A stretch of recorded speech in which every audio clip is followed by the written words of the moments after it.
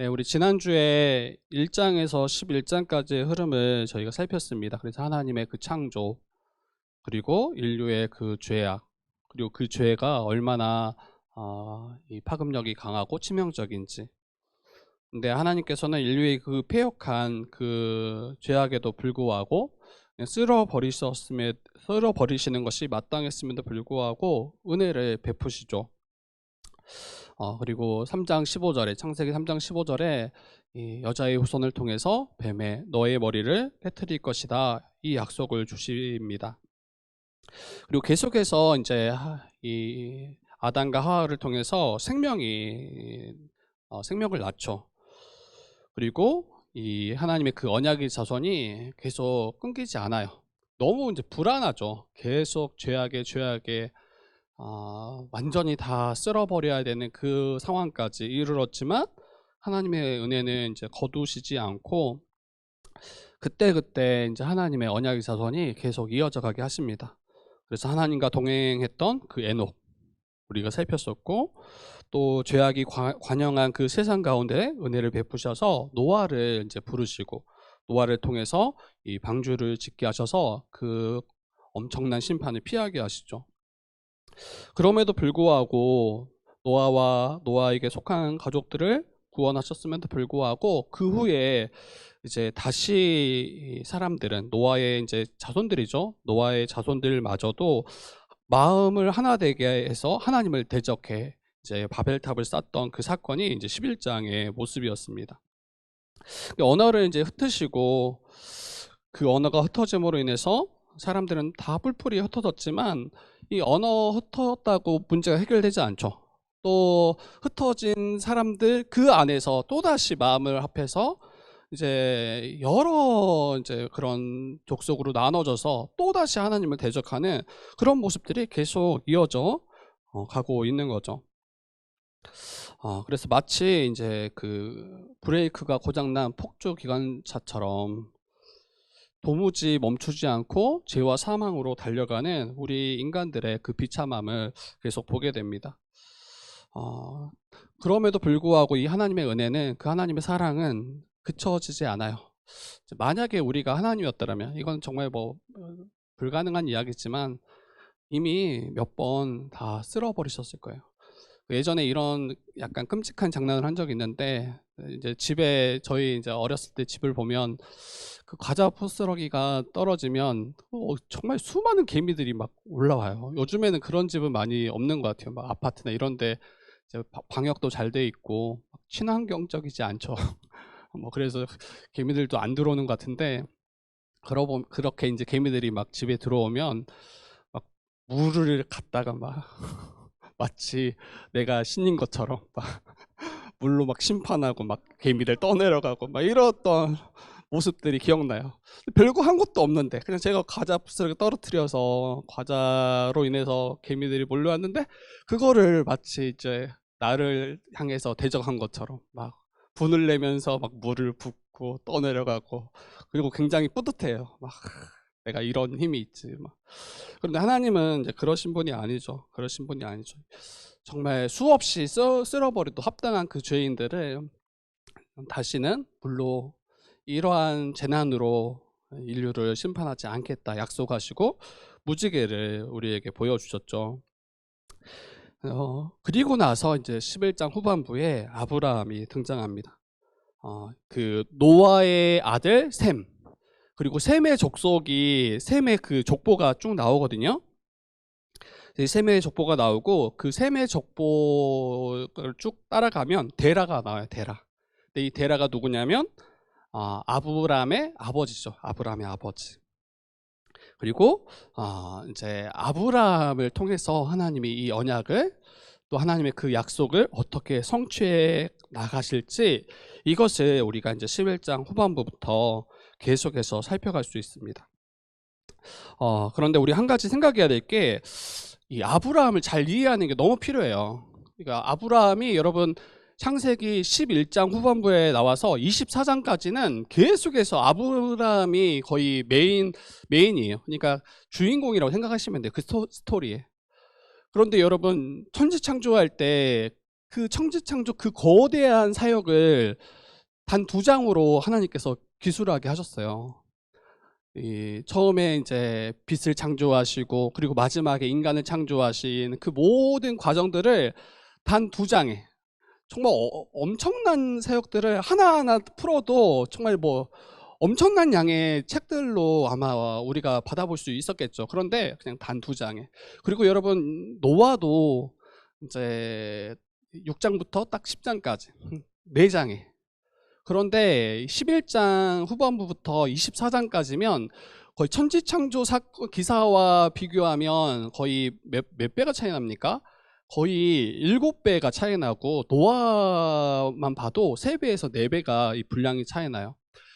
그렇다라는 것은 뭘 말합니까? 하나님이 이 아브라함을 통해서 구원하시는 그 구원의 역사가 굉장히 중요하다라는 것을 보여주는 거예요. 그리고 우리가 이 아브라함의 스토리를 통해서 이 구원이 어떻게 하나님이 이루어 가실 것인가에 대한 이 성경 전체의 이 구도를 아브라함을 통해서 보여주신다라는 것을 우리가 기억하셨으면 좋겠어요. 믿음으로 말미암아 구원받는다. 여러분 가장 명시적으로 나타난 이 본문이 바로 이제 창세기 15장이죠. 아브라함이 이제 하나님께 횃불 언약을 이제 맺는 그 장면을 통해서 믿음으로 하나님이 의롭다 우리를 여겨주시고 구원하시는구나. 그리고 이 아브라함과 맺은 그 언약이 어떻게 성취되어져 가는가, 이걸 통해서 우리도 그 아브라함이 걸어가는 그 길을 따라가는 자들이구나 라는 것을 볼 수가 있습니다. 그리고 여러분 이 구약뿐만 아니라 신약의 27권인데 거의 20권 이상의 아브라함을 인용해요. 그러니까 이게 지금 우리의 구원과 얼마나 밀접하게 이 아브라함이 연결되어 있는지, 그 마태복음 1장 1절만 해도 이 아브라함의 자손 그리고 다윗 왕의 계보다라고 이야기해요. 그러니까 예수 그리스도가 누구를 통해서 이 땅 가운데 오셨는가? 아브라함부터 시작하는 거예요. 아브라함부터. 그래서 이 성경을 바로 이해하기 위해서는 아브라함을 바로 이해하지 않고서는 여러분 거의 불가능하다라고 보시면 돼요. 성경 전체를 바르게 이해하는 것과 아브라함의 이 내용들을 이해하는 것은 너무 중요합니다. 그래서 저희 교회도 마찬가지예요. 이제 이번 창세기 설교가 주의 뜻 교회를 개척하고 나서는 처음이에요. 그리고 제가 전에 사역했던 교회에서 한 번 정도 제가 다뤘던 본문이긴 해요. 그런데 여러분 벌써 그때 다뤘던 시기를 생각해 보면 벌써 몇 년 전이에요. 제가 볼 땐 최소한 3년 전 이야기예요. 그러면 여러분 앞으로도 마찬가지. 제가 볼 때는 이제 개척하고 이 본문을 설교했기 때문에 제가 볼 때는 최소 5년 안에는 이 본문을 설교하지 않을 것 같아요. 왜냐하면 저희가 봐야 될 본문이 많다. 날마다 뭐 창세기만 볼 수 없잖아요. 그런데 모르면 안 되는 본문이에요. 정말 꼭 알아야 되는 본문이라, 물론 뭐 이제 저희가 기록하고 또 유튜브를 통해서 게시를 하지만 다시 찾아본다라는 거는 진짜 어려워요. 그래서 지금 이 자리에 계신 분들은 적어도 이제 이 창세기 한 본문 한 본문 살펴가실 때 정말 바로 또 밝히 알아갔으면 좋겠고, 여러분들이 또 밝히 알아야 뒤에 이제 더해질 지체들이 도움을 받겠죠. 이 하나님의 언약이 무엇인지, 또 하나님이 얼마나 신실하신지. 그래서 이제 여러분들을 통해서 계속 이게 이어져 갔으면 좋겠어요. 그리고 뭐 5년 후에는 뭐 한 번 더 하지 않을까요? 근데 그때는 아마 이 아브라함 파트만 따로 떼어서 말하지 않고 정말 1장부터 이제 이 50장까지 전체를 한번 쭉 살펴가는 시간들이 필요하겠다는 생각이 들어요. 그래서 이번은 이 언약의 관점에서 또 아브라함을 중심으로 계속 한번 살펴가도록 하겠습니다. 이 11장 27절에서 32절 우리 이제 보시면 이 데라의 족보가 나와요. 데라의 족보가. 아까 잠시 이야기했지만 데라는 노아의 아들 그 셈의 후손이에요. 그래서 10절에서 24절까지 셈의 족보를 쭉 이야기해주고, 나홀이라는 사람이 29세에 데라를 낳습니다. 아까 아브라함의 아버지라고 했죠. 그리고 데라가 70세에 아브라함과 나홀과 하란을 낳았다라고 이야기해요. 그리고 하란은 롯을 낳았는데, 이 하란이 지금 이제 데라의 아들 중에 하나죠. 네, 롯을 낳았는데 이건 아브라함의 조카예요. 앞으로 이제 등장 인물들을 소개하는 것 같아요. 근데 하란은 이제 아버지 데라보다 먼저 고향에서 그 갈대아 우르에서 죽었더라 이야기합니다. 그리고 아브라함과 나홀이 장가를 들었다라고 이야기해요. 근데 아브라함의 아내 이름이 사레, 그리고 나홀의 아내 이름이 밀가라고 합니다. 그리고 30절에 이 아브라함 아내 사레에 대해서 부연 설명하는데 사레는 임신하지 못하였더라, 자식이 없었더라 라고 말합니다.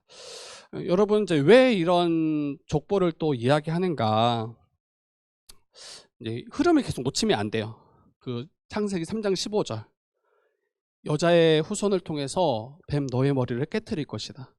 그리고 하나님의 언약의 자손이 계속 더해져가고 이어져가는 그 흐름을 놓치시면 안 돼요. 하나님의 은혜로 아담, 또 셋, 그 위에 노아, 그리고 아브라함까지 계속 이어져 가잖아요.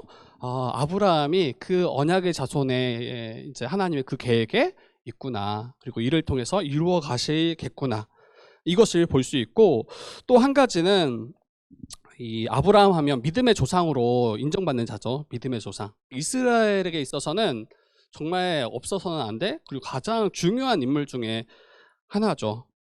그런데 생각해 볼 것이 무엇이냐면, 하나님의 언약의 백성으로 그가 정말 인정받을 만한, 믿음의 조상으로 인정받을 만한 그런 사람이었는가라는 거예요.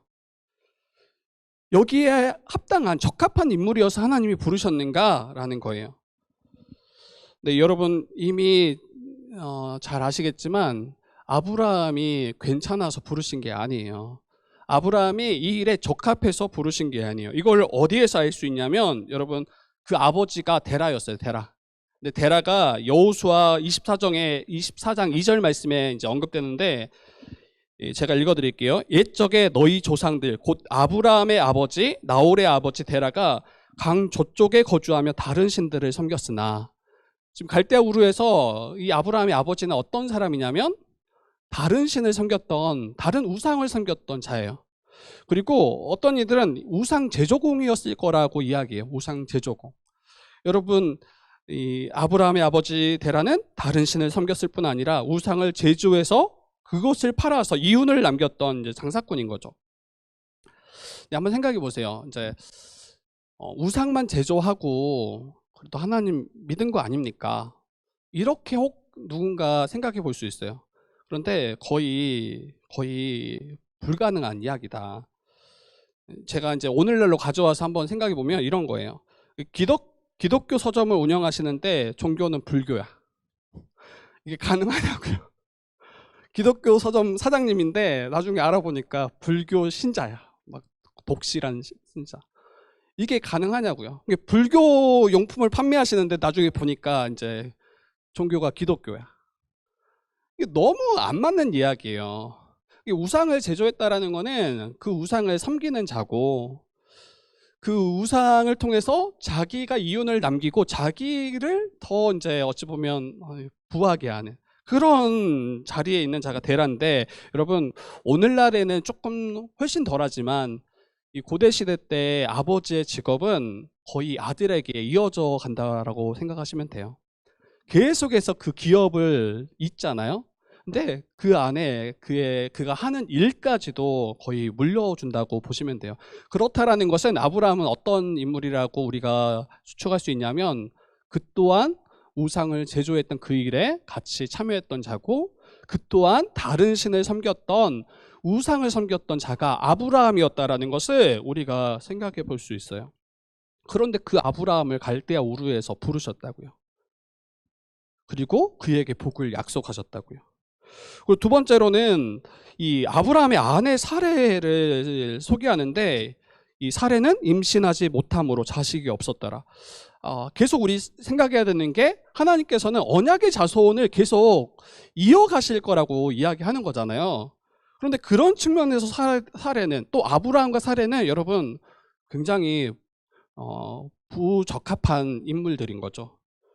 언약의 자손이 나와야 되는데 이미 지금 아브라함의 나이가 75세고 사레의 나이가 65세예요. 10살 차이거든요. 근데 그때까지 자녀를 얻지 못했다라는 것은 지금 앞으로도 기대하기 힘든 상황인 거예요. 그런데 이 사레, 임신하지 못한 그 아브라함과 사레를 택하셔서 너를 통해서 하나님 나라, 그 언약의 백성들을 낳게 하시겠다라고 부르시는 것이, 이 하나님이 정말 잘 택하신 거 맞나? 아니, 좀 적합한 인물, 좀 출산을 잘 할 수 있는, 그리고 이미 그렇게 출산하고 있는 그런 사람을 부르셔서 내가 너에게 이 언약을 이루어갈게, 이렇게 하시는 게 조금 더 자연스럽게 보이는 거죠.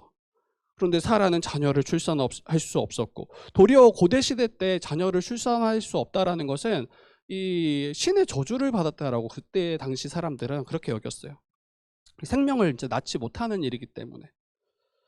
그래서 불임은 신의 저주라고 그 당시는 그렇게 이해를 했습니다.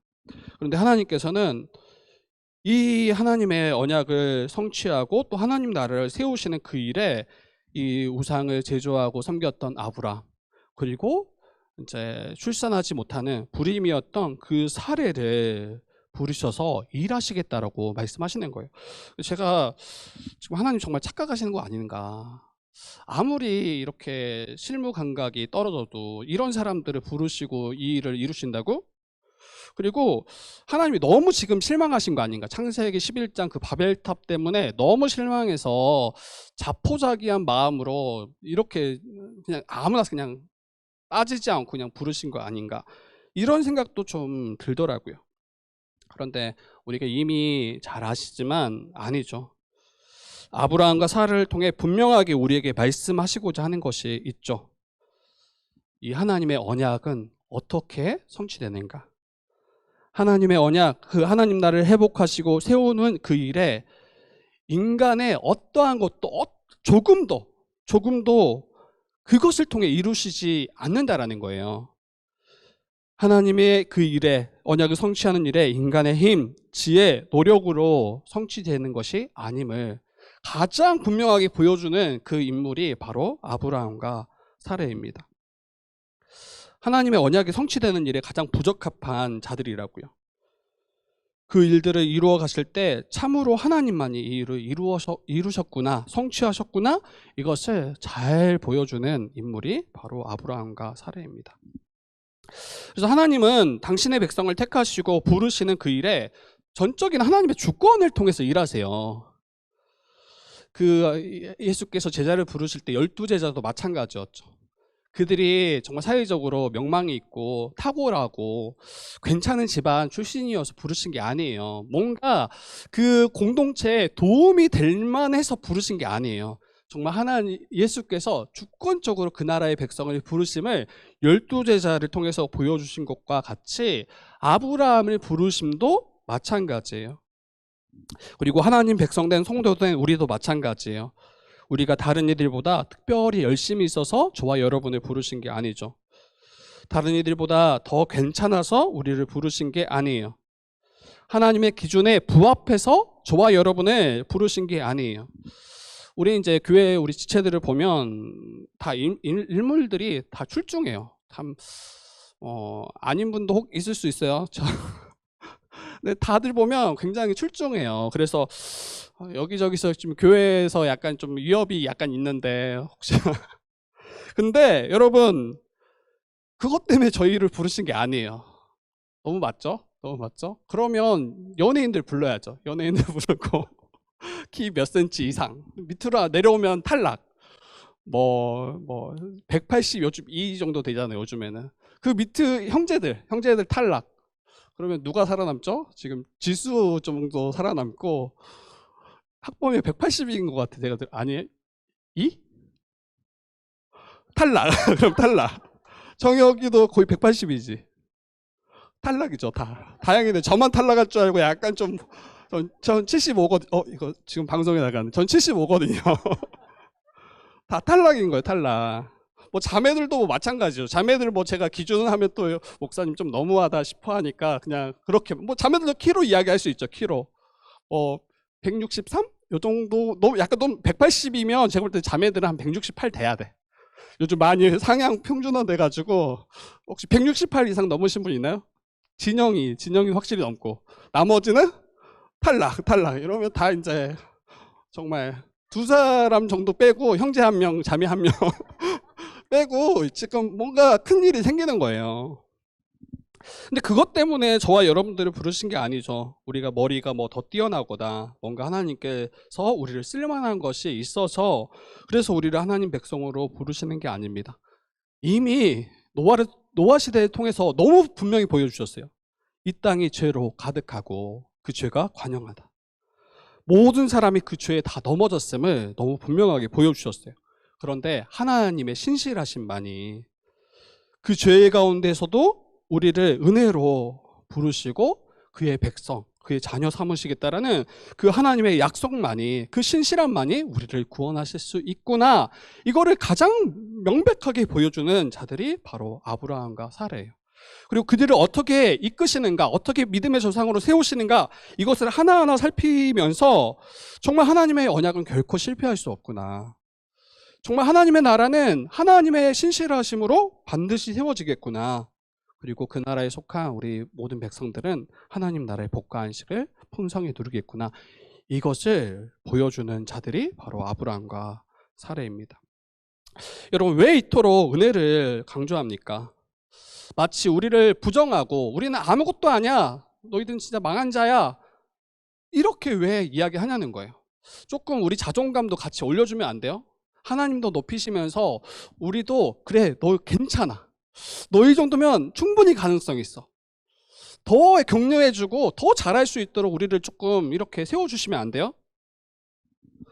그런데 이 죄인된 우리의 특징은 약간의, 아주 약간의 그 인정받을 만한 그 모습, 그 칭찬받을 만한 그 모습조차도 도리어 그것 때문에 어떻게 생각합니까? 하나님께서 우리를 복 주실 만해서 복 주신 거야. 하나님께서 우리를 택할 만해서 우리를 택하신 거야.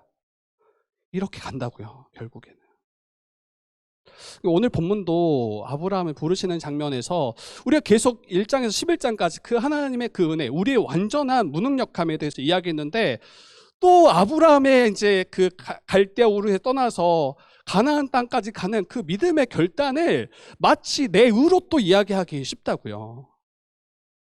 근데 이것을 분명하게 우리가 아니다라고 할 수 있어야 돼요.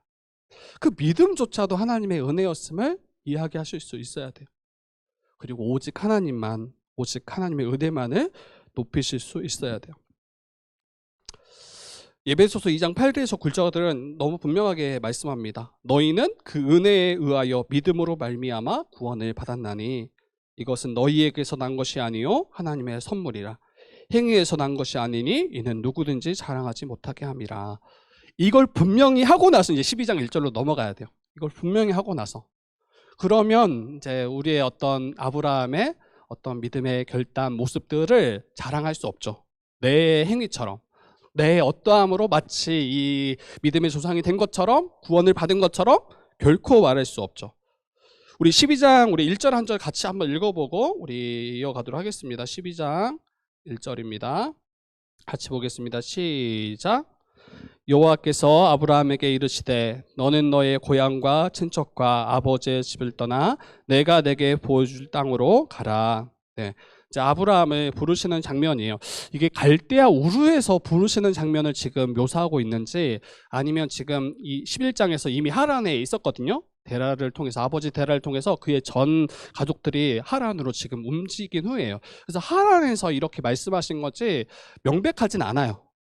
네, 사도행전 같은 경우에는 갈대아 우르에서 영광의 하나님이 아브라함에게 나타나셨더라, 이렇게 이야기해서 충분히 갈대아 우르에서 만나는 장면으로도 볼 수 있고, 아니면 11장에서 이 하란에서 지금 말씀하시는 장면으로도 이해할 수 있다. 근데 그건 크게 중요하지 않아요. 여기에서 이제 아브라함을 부르실 때 명하시는 게 있어요. 너는 너의 고향과 친척과 아버지의 집을 떠나 내가 내게 보여줄 땅으로 가라 라고 이야기해요. 그리고 어떤 약속을 하시냐면 내가 너로 큰 민족을 이루게 하겠다. 내게 복을 주어서 내 이름을 창대하게 할 것이다. 그리고 너는 복이 될 것이다 라고 말씀하시고, 6절에는 이 7절에는 아브라함에게 이제 이 땅을 내 자손에게 주겠다라고 약속하세요. 그러니까 여기에서 약속은 크게 세 가지로 볼 수 있어요. 내가 너로 큰 민족을 이루겠다. 그러니까 아브라함 너의 자손을 통해서 큰 민족이 되게 하겠어. 그리고 두 번째는 너의 이름을 창대하게 하겠어. 그리고 세 번째는 이 땅을 너와 내 자손에게 주겠어라고 말씀하세요. 여기서 이제 7절에는 아브라함에게 주시겠다라는 말씀은 없어요. 그런데 13장으로 넘어가면 거기 분명하게 너와 너의 자손에게 주시겠다라고 말씀하십니다. 이게 표면적으로 보면 하나님 잘 믿으면 말씀을 따라 순종하면 너에게 자손의 복을 주겠어. 우리 중요하잖아요. 우리의 자손이 우리의 자녀들이 계속해서 번성해 가는 거, 더 이게 확장해 가고 건강한 가족을 이 가문을 세워가는 거, 이거 중요하죠. 그리고 기업에 대한 복.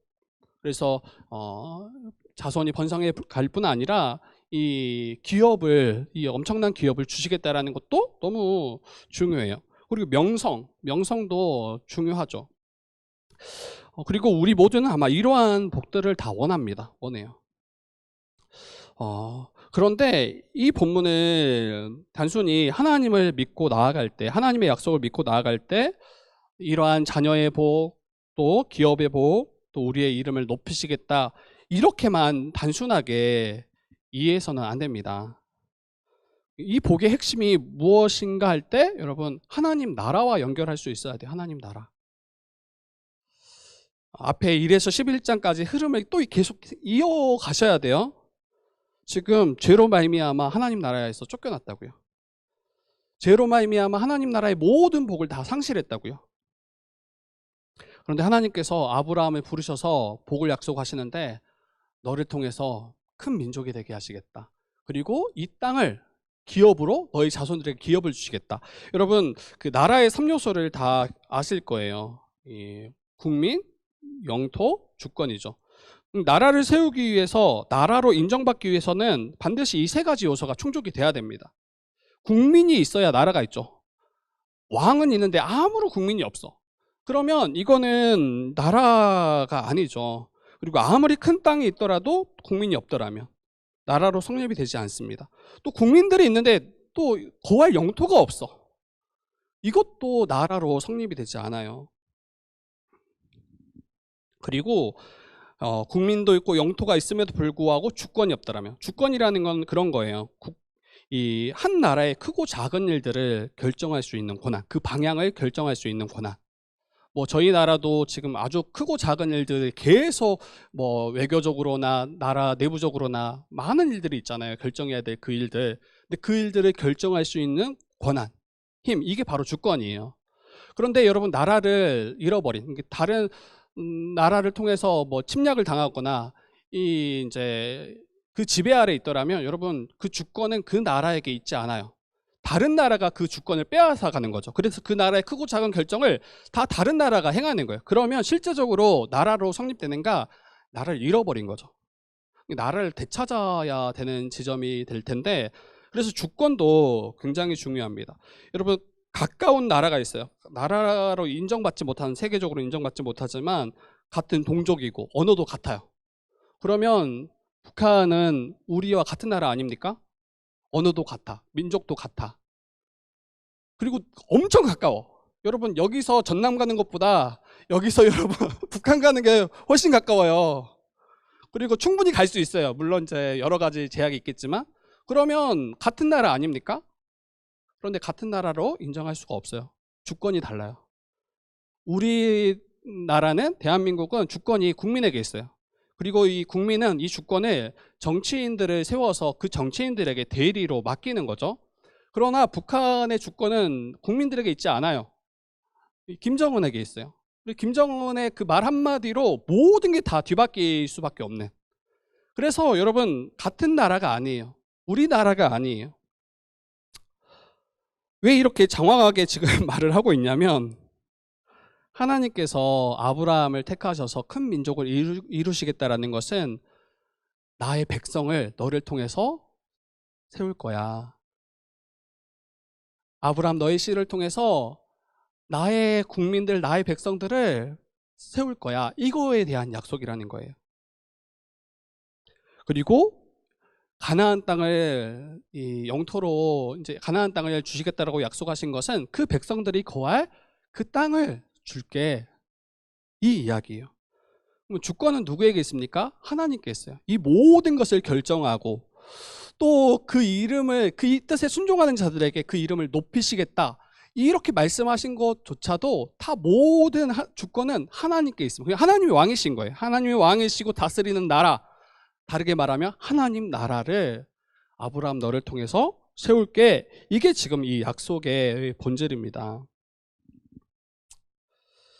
그리고 이 일에 아브라함을 택하셔서 이루어 가시겠다라고 보여주는 장면이 이 12장 1절에서 이제 9절의 말씀이에요. 그래서 저와 여러분, 또 아브라함은 하나님 나라로의 여정이 이미 시작됐어요. 하나님께서 그를 택하여 부르셔서 이 약속을 약속을 주심으로 이 하나님 나라의 여정이 시작됐는데, 그 여정이 시작되기 위해서 필요한 것이 무엇인가 할 때 그때 1절인 거예요. 1절. 고향과 친척과 아버지의 집을 떠나서 내가 내게 보여줄 땅으로 가라 라고 이야기해요. 떠나지 않으면 우리가 나아갈 수 없죠. 여전히 그 죄악된 그 세상 가운데 거하고 여전히 하나님의 통치를 거부하는 그 자리에 거한다라면 여러분, 하나님이 약속하신 그 땅으로 나아갈 수 없잖아요. 여기서 고향과 친척과 아버지의 집은 아브라함에게 가장 익숙한 자리예요. 그리고 그 당시는 이제 거의 이 나라의 개념보다는 작은 어떤 공동체, 이런 족속에 대한 개념이 강해요. 그래서 자기를 가장 보호해줄, 그 시대적 상황에서 가장 보호해줄 이들이 바로 가족이에요. 가족. 그런데 거기로부터 떠나라는 거예요. 그 자기를 보호해줄 그 울타리로부터 떠나라는 거예요. 그리고 그 가족과 친척과 아비는 자기의 가장 큰 영향력을 행사하는 거예요. 근데 그곳으로부터 떠나라는 거예요. 앞에서도 이야기했지만 지금 그 당시 문화, 또 아버지 데라는 우상을 섬기는 자잖아요. 그러면 거기에 계속 있을 때 결코 하나님 나라로 그 여정을 시작할 수 없음을 이야기하는 거예요. 저와 여러분도 이제 마찬가지죠. 이제 하나님의 백성, 그리고 하나님께서 약속하신 그 언약의 땅으로 나아가기 위해서 이러한 요청은 필연적이다. 필연적이다. 하나님의 백성으로 부름받아서 그 하나님이 세우신 나라에 참여하기 위해서는 이 하나님의 약속이 아닌, 또 하나님이 아닌 내가 믿고 의지했던 그것으로부터 여러분 떠나야 합니다. 어떤 이들은 하나님 말씀도 나는 믿습니다, 필요합니다, 그러나 그것만큼 다른 것도 있어야 되지 않습니까? 라고 말할 수 있어요. 어떤 이들은 그게 이제 뭐 학벌이 될 수도 있고, 그게 물질이 될 수도 있고, 그게 어떤 세상의 권력이 될 수도 있어요. 그리고 어떤 이들은 이제 가족이 될 수도 있어요. 배우자나 또 부모님과 같은, 또 자녀와 같은 가족이 될 수 있어요. 그러니까 내가 가장 이것을 통해서 내가 보호받고 안전하다라고 여기는 그것, 근데 그것으로부터 떠나라고 말씀하시는 거예요. 이걸 오해하시면 안 되죠. 뭐 돈을 다 버려라, 땅에 던지고, 가족 다 내팽개치고 막 다른 뭐 따로 살아가고, 이런 게 아니죠. 무엇을 말합니까? 하나님을 의지하지 않고 하나님의 은혜를 붙잡지 않고 내 힘, 내 지혜, 내 노력으로 이 복과 안식을 누리려고 했던 그것으로부터 끊어져야 된다. 그것보다 하나님을 더 신뢰하고 그것보다 정말 하나님 그 약속만이 우리를 안정케 한다라고 믿는 그 믿음, 이게 필요하다라고 말씀하시는 거예요. 그리고 그 나라의 하나님의 통치 가운데 살아갈 때 가장 행복하고 가장 복된 인생이라고 이걸 인정하며 살아가는가, 그 어떤 것과 비교하지 못할, 이게 가장 귀하다라고 여기는가, 이게 우리에게 요청하는 그 떠남입니다.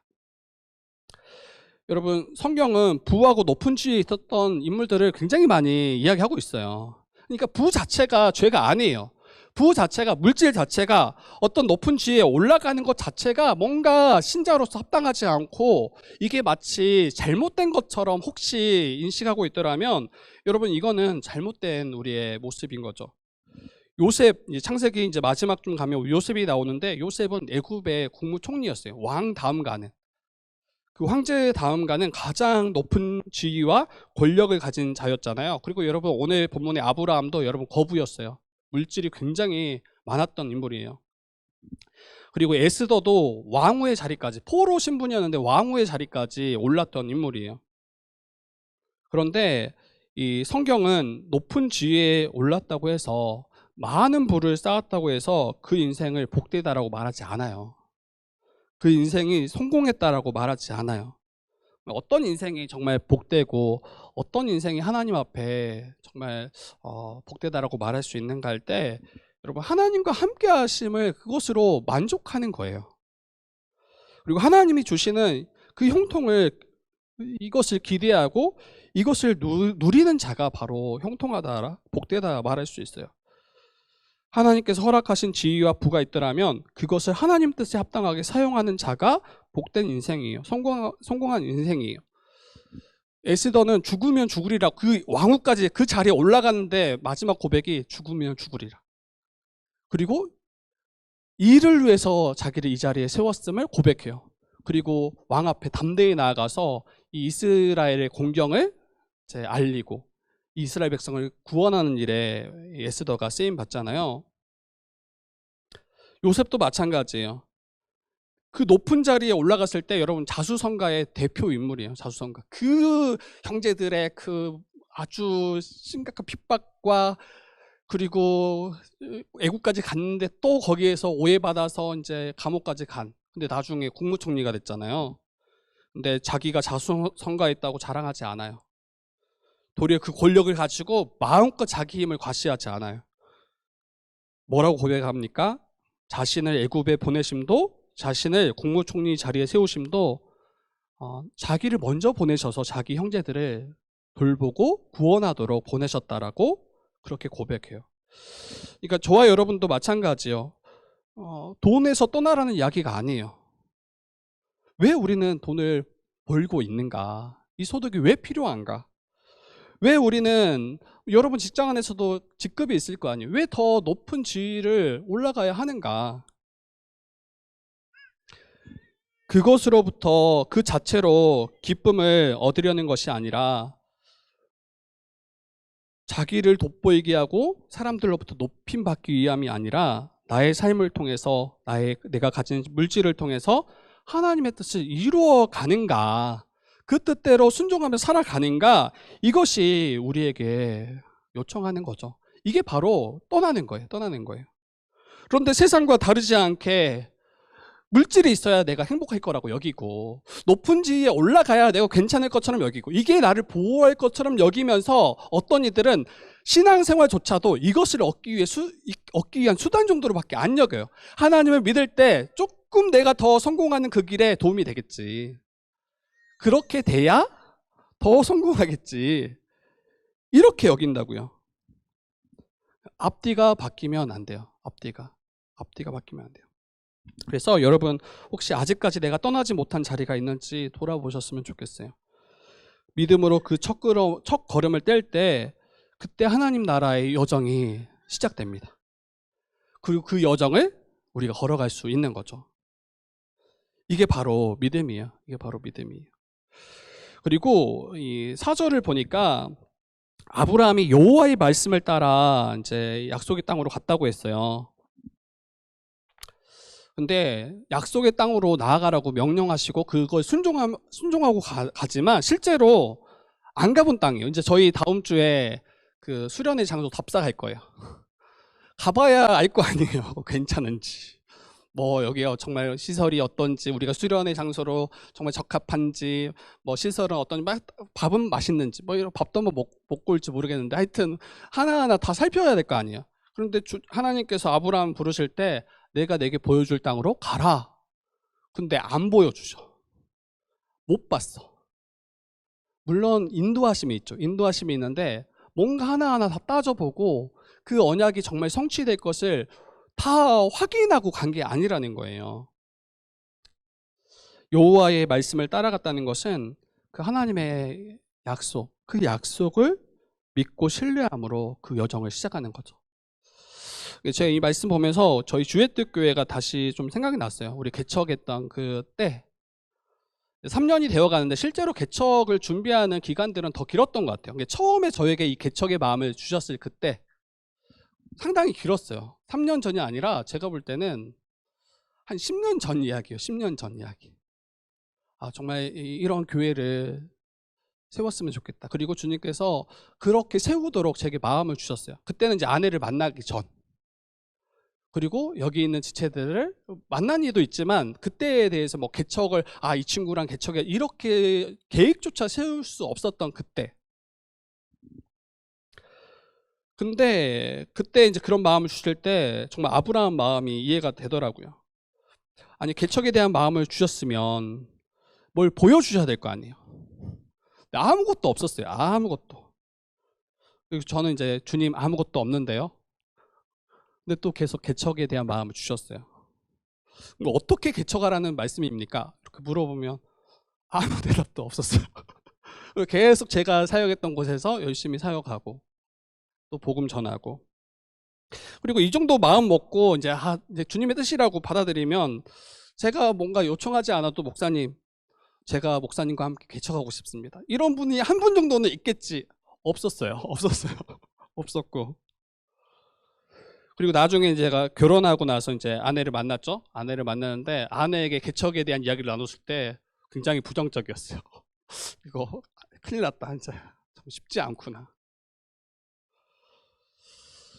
근데 그때 이제 제가 붙잡을 수 있었던 거는 그냥 주님 말씀이었던 것 같아요. 그리고 주님께서 이제 제게 말씀하셨던 그 음성들이었던 것 같아요. 그리고 성경이 말하는 그런 교회를 세워가도록 마음을 주시는 분이 하나님이심을 믿는 믿음, 그리고 그냥 한 걸음 한 걸음 이 걸음을 떼어왔던 것 같아요.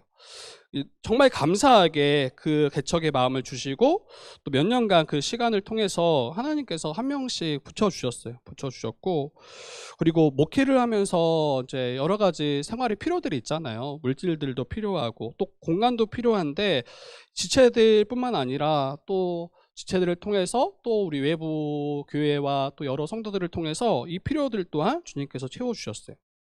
그리고 비록 이제 여기가 확정된 우리 공간은 아니지만 함께 예배할 수 있는 이 초소도 허락해 주셨어요. 많은 분들이 여전히 이제 개척교회이기 때문에 어렵지 않을까 염려해 주시는 분들이 많아요, 실제로. 그리고 뭐 여러 가지 염려들이 분명히 있는 것도 사실이죠. 그런데 정말 분명한 것은 행복하게 목회하고 있다라는 것은 너무 분명하다. 이게 어렵지 않다라는 이야기가 아니에요. 힘들지 않다라는 이야기가 아니라 정말 행복하게 목회하고 있는 목사가 많지 않을 텐데, 저는 좀 그렇게 생각해요. 근데 나는 행복한 목회를 하고 있다, 이런 생각이 들어요. 그리고 교회를 볼 때 더욱 소망이 되고, 작지만 교회를 통해서 하나님께서 이 하나님 나라를 누리게 하신다라는 게 이게 너무 분명해요. 그리고 주님께서 허락하신 지체들과 교회로서 살아가는 것이 그 어떤 것보다 가장 큰 복이다라는 것을, 이것을 저는 믿는 것 같아요.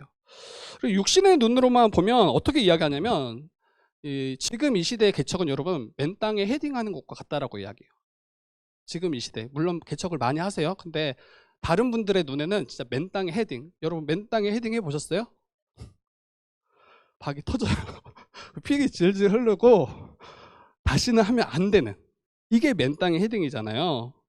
그런데 분명한 것은 여러분, 주님의 말씀을 우리가 들었더라면, 그 주님이 말씀하셨더라면, 또 믿음으로 나아간다면, 그 약속을 붙잡고 나아간다면 여러분 그 길이 열리는 걸 보게 돼요. 맨 땅이 아니라 정말 우리가 나아갈 그 생명의 길이 보입니다. 그래서 갈 바를 알지 못하고 길을 떠난 그 아브라함이 바보 같고 어리석어 보이지만 하나님의 말씀이 분명하더라면 그 말씀을 붙잡고 살아가는 인생은 여러분 결코 바보도 아니고 어리석지도 않고 맨 땅의 헤딩도 아니에요. 믿음의 눈으로 바라볼 수 있더라면 가장 지혜로운 선택이고 가장 복된 이름을 저와 여러분들은 보게 될 겁니다. 이게 하나님 나라의 여정인 것 같아요. 하나님 나라의 여정. 그리고 여러분들은 그것을 바라보고 이 길을 걸어가고 있는지, 아니면 계속 맨 땅에 헤딩하며 따라가고 있는지. 못 가겠는데 계속 목사님이 가자고 하니까 계속 맨 땅에 헤딩해. 날마다 피 흘리고, 목사님 힘든데요. 맨 땅에 헤딩하니까 힘들죠. 힘들어. 날마다 맨 땅에 헤딩하고 피 질질 흘리면서, 이제 너무 표현이 좀 그런가요?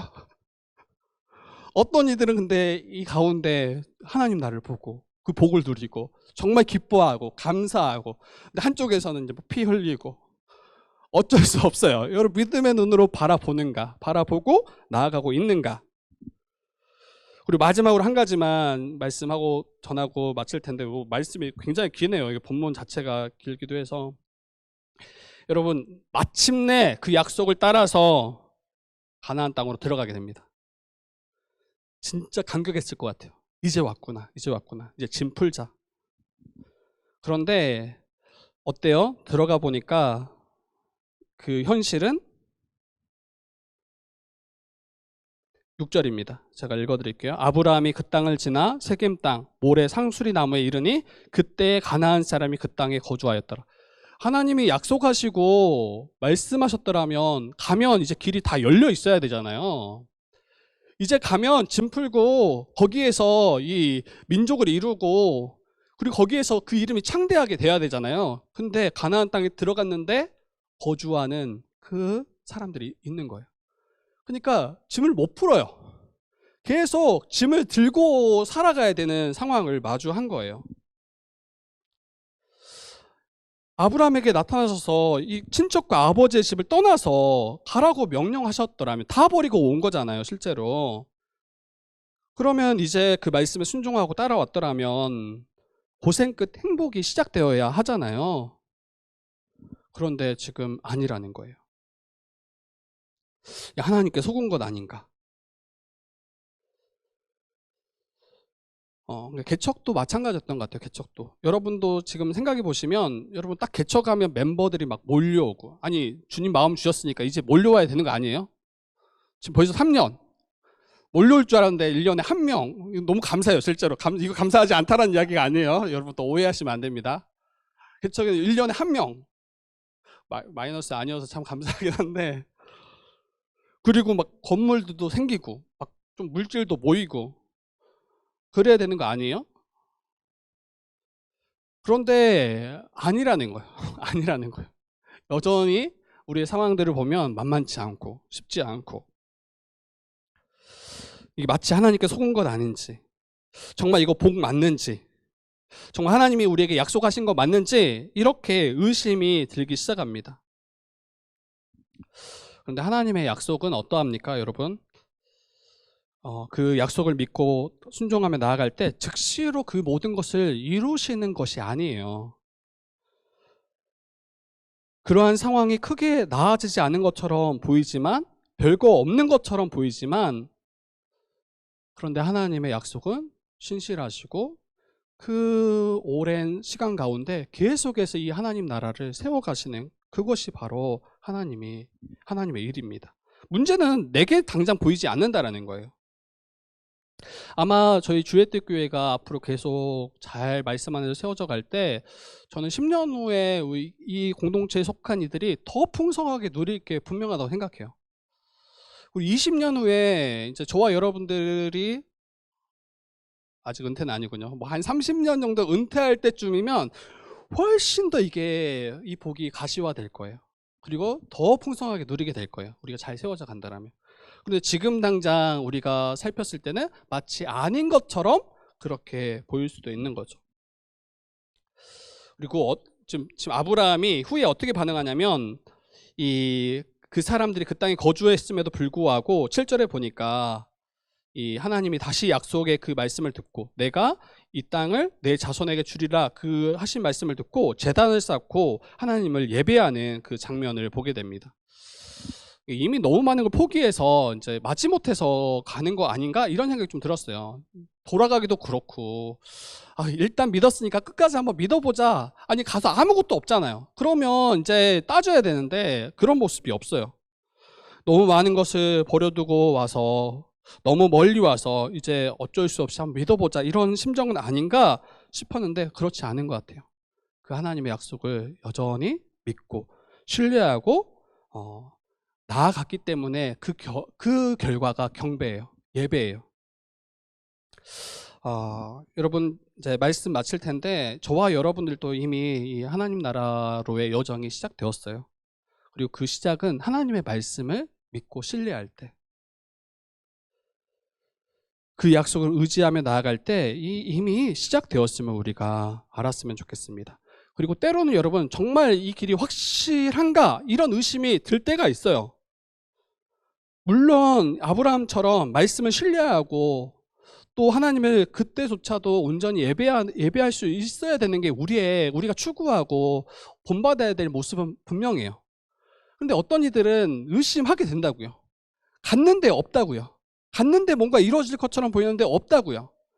여러분 그때 너무 두려워하지 않았으면 좋겠어요. 너무 어려워하지 않았으면 좋겠어요. 왜냐하면 여러분 저와 여러분들이 잘 결단해서 온 자리가 아니에요. 여러분들이 굉장히 잘 계산하고 판단해서 온 자리가 아니에요. 하나님이 택하시고 부르셔서 지금 아브라함이 있다고요. 그 아브라함을 갈대아 우르에서 가나안까지 이끄신 분이 하나님이시라고요. 앞에서도 말씀드렸지만 주권적으로 그의 백성을 부르시고 하나님 나라로 인도하셔서 그 나라의 복과 안식을 우리가 누리게 하십니다. 그래서 믿음을 흔들리려고 할 때 여러분 그 신실하신 하나님의 말씀을 여러분들이 계속 다시 보셨으면 좋겠어요. 은혜를 구하셔서 이 교회를 통해서 그 약속을 또 경험했으면 좋겠어요. 그리고 혹시 그럼에도 불구하고 이 믿음이 일어나지 않는다면 기도밖에 없어요. 믿음 없음을 불쌍히 여겨달라고. 믿음을 더하여 주셔서 하나님의 약속 아닌 다른 것 의지하지 않고 그것으로부터 떠나게 하시고 하나님의 약속만을 붙잡고 반응할 수 있는 저와 여러분들 될 수 있도록 기도하셨으면 좋겠어요. 그래서 의심의 자리가 혹 일어날 수 있어요. 근데 주님을 신뢰함으로 그 자리에서 하나님이 또 예배할 수 있도록 우리를 이끌어 주시기를 우리 주님의 이름으로 축복합니다.